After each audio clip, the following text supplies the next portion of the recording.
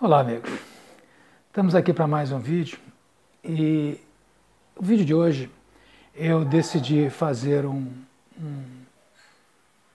uma explicação, um vídeo sobre o acidente que aconteceu com o Cruzador Barroso, da Marinha Brasileira, em 1967. Até na comunidade eu tinha colocado a data 14 de junho, mas o acidente na realidade foi em 14 de agosto de 67. E tenho particularmente uma ligação com esse acidente, porque em 1967, nessa época, eu estava no Custódio de Mello. Se alguns não sabem, eu fiz escola, fiz colégio, escola naval, mas não fiz carreira na Marinha. Eu saí oficial, depois de algum tempo fui para o quadro de engenheiros, trabalhei no Arsenal, mas saí ainda como capitão, né? Capitão-tenente. Então eu não fiz carreira na Marinha. Naquela época, no dia 14 de agosto de 67, nós estávamos retornando na nossa viagem de instrução no Custódio de Mello. Estávamos ali na costa da Bahia, próximo ao acidente, então o Custódio de Mello recebeu alguns feridos, né? O médico de bordo, inclusive, tratou alguns feridos mais leves. Então tive uma participação indireta, né? Então isso é uma coisa que me tocou desde o momento que ocorreu, né? E eu resolvi fazer esse vídeo, não que a gente saiba de detalhes e que eu venha aqui para vocês explicar o que aconteceu. Não. Infelizmente, a gente não tem esses dados. A Marinha tem, com certeza, né? Mas nunca foram divulgados. Você procura e eu fiz uma pesquisa em meios públicos, né? Durante pelo menos uns 2, 3 dias, né? Eu não fui, evidentemente, aos arquivos da Marinha, mas não está disponível para o público, que deveria estar 52 anos depois, né? Mas não está. Tá? Então eu realmente resolvi fazer esse vídeo, não para entrar nos detalhes, mas para mostrar diferença de comportamento entre acidentes semelhantes em marinhas mais evoluídas, né? Bom, o Cruzador Barroso, ele veio para a Marinha em 1951, ele era o antigo USS Philadelphia, CL-41. Né? Ele serviu a Marinha Americana não por muito tempo, ele foi lançado na Marinha em 36, né? Em 37 ele foi incorporado e ele foi descomissionado em 1947, né? 10 anos, ele serviu 10 para 11 anos apenas na Marinha Americana. Participou da Segunda Guerra intensamente, vários bombardeios, participou de várias ações, mas não foi, diferentemente de alguns outros navios da classe dele, não foi atingido por nenhum torpedo, nenhuma bomba, nenhuma carga de profundidade, nada. Ele não teve esse tipo de avaria. Então ele foi entregue à nossa Marinha em 51, depois de passar 3 anos ali naquela espera americana, né? Naquele programa de ajuda mútua que existia, né? O Brasil comprou a preços bastante facilitados o Tamandaré e o Barroso, o CL-11 e o CL-12. Na mesma época, a Argentina e Chile também receberam navios semelhantes da classe Brooklyn, né? Esse nosso, o Barroso era da classe Brooklyn. Já o Tamandaré era uma classe, alguns anos depois. Muito parecido, mas é uma classe já com algumas modificações. Muito bem. Então, como eu estava dizendo, eu não vou entrar nos detalhes, né? Vamos falar de procedimentos.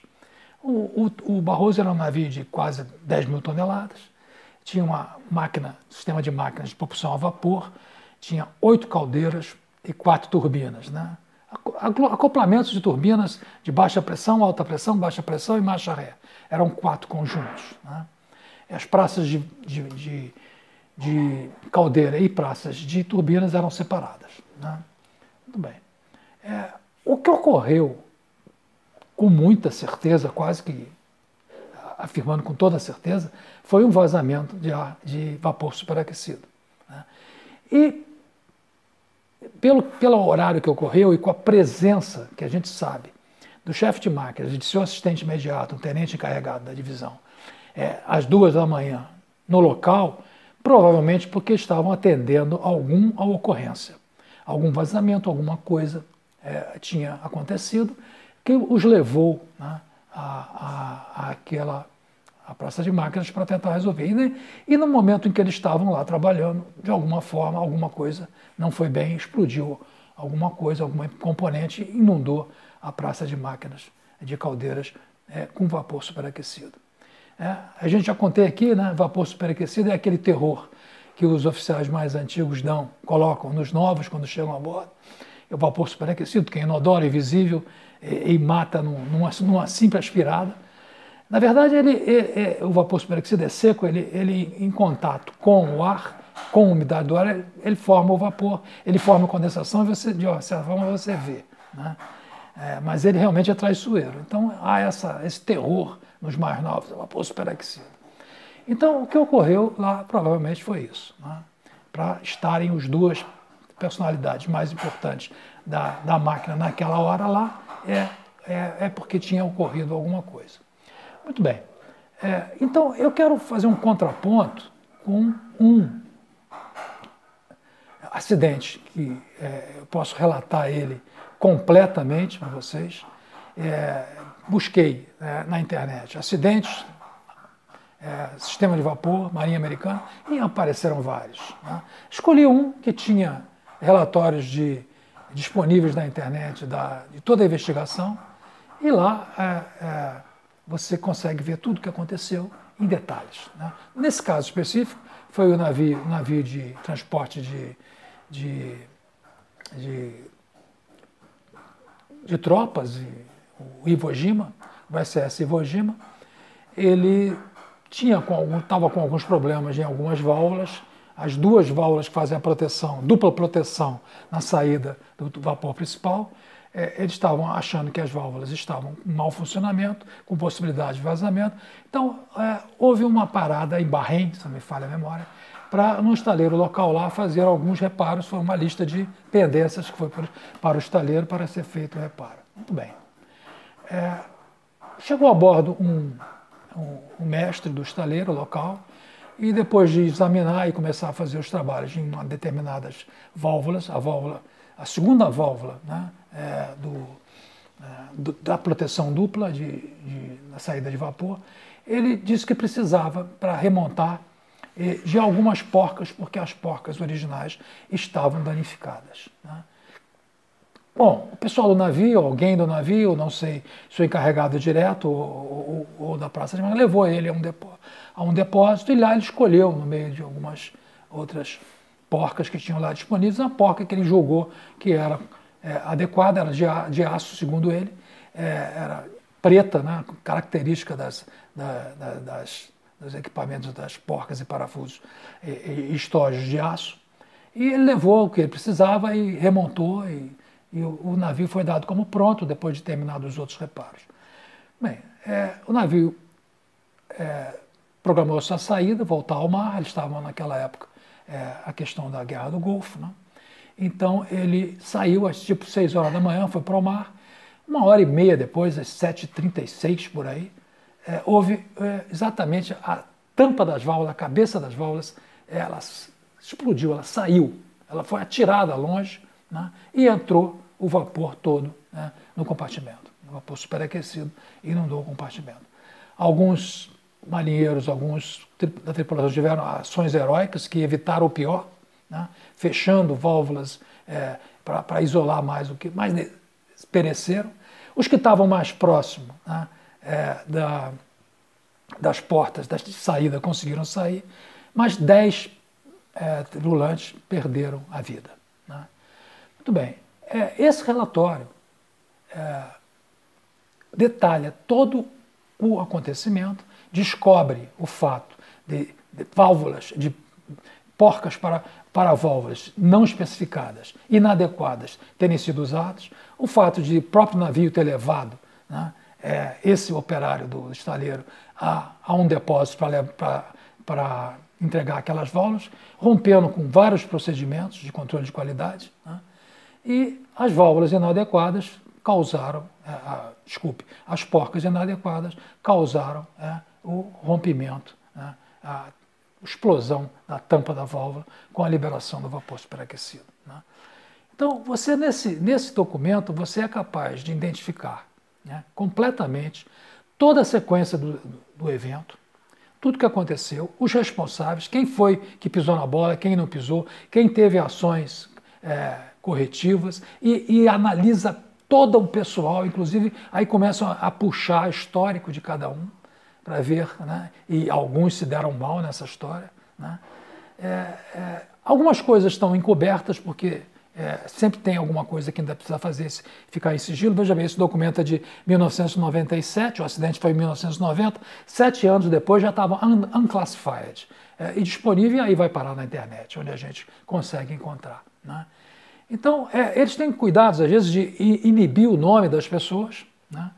Mas acontece que, às vezes, eles inibem o nome e o nome aparece uma outra vez no parágrafo, eles não percebem, e muitas vezes você consegue identificar de quem eles estão falando, né?